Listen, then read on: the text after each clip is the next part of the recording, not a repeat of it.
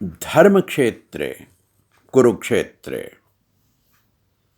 महाकाव्य मदन मोहन तरुण के द्वारा लिखित एवं उन्हीं के द्वारा पठित। पांडवों का नवोत्कर्ष भाग 39।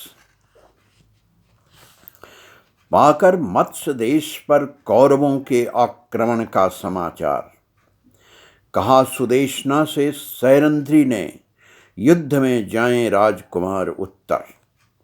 यही अवसर है भविष्य की तैयारी का, साहस संकल्प के अर्जन का, अपने व्यक्तित्व के सर्जन का।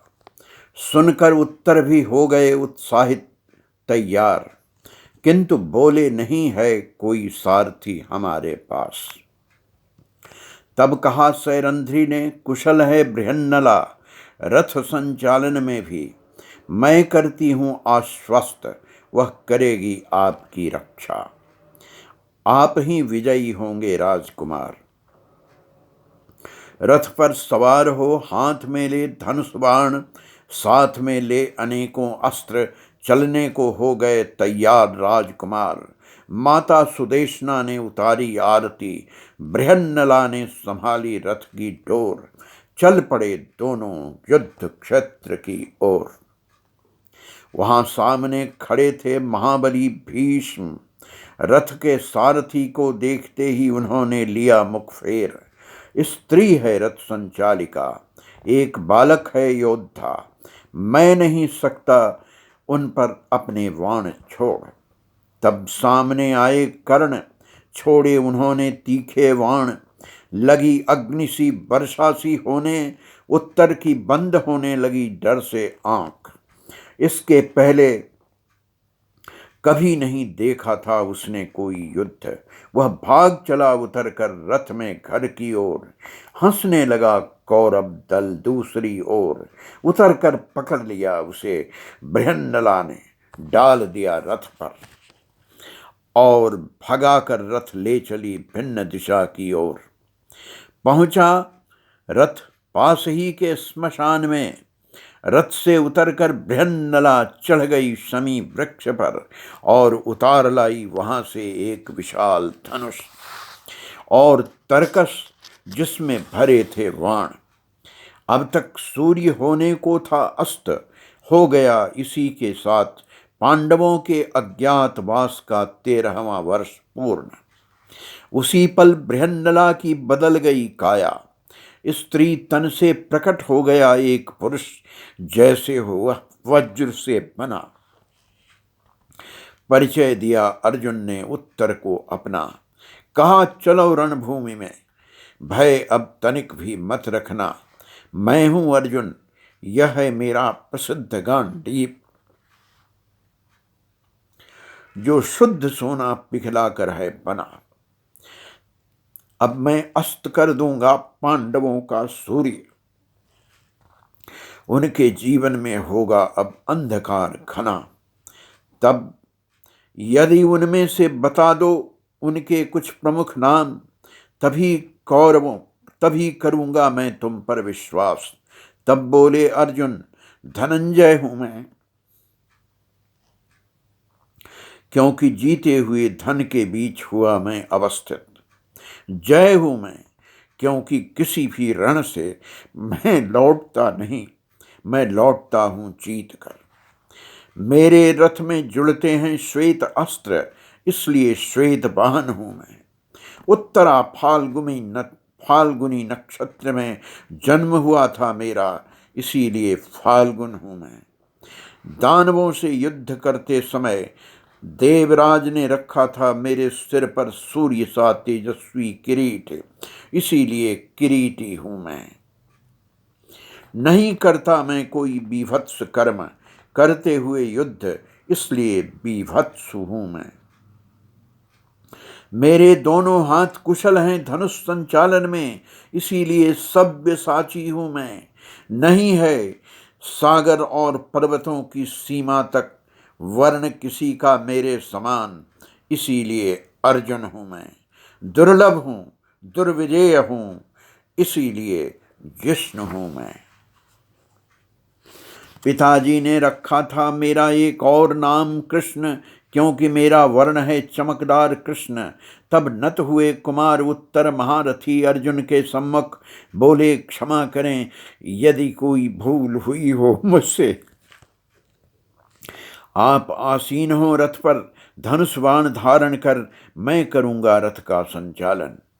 अब मैं हूं हर प्रकार से निर्भय, हे सब्यसाची, चलें शीघ्र कर दें कौरवों का पूर्णतः क्षय। पाकर अर्जुन की आज्ञा उत्तर ने भगाया रथ, पहुंचते ही युद्ध भूमि के पास अजय अर्जुन ने गांडीव की टंकार, उड़ गए होश कौरव पक्षियों के। अर्जुन अर्जुन अर्जुन शब्द की फैल गई हर ओर चीत्कार। याद कर आताई कौरवों का अत्याचार, करने लगे वे वाणों की बरसा धारासार। इतना भयंकर था महारथी अर्जुन का प्रहार कि रणभूमि छोड़कर भाग गए अन्याय अत्याचार के पक्षधर धृतराष्ट्र के रथी महारथी घुड़सवार। जैसे ही लौटकर अर्जुन करने लगे उत्तर की युद्ध कला की प्रशंसा, कहा उत्तर ने, यह नहीं बृहन्नला, ये तो स्वयं है महारथी अर्जुन,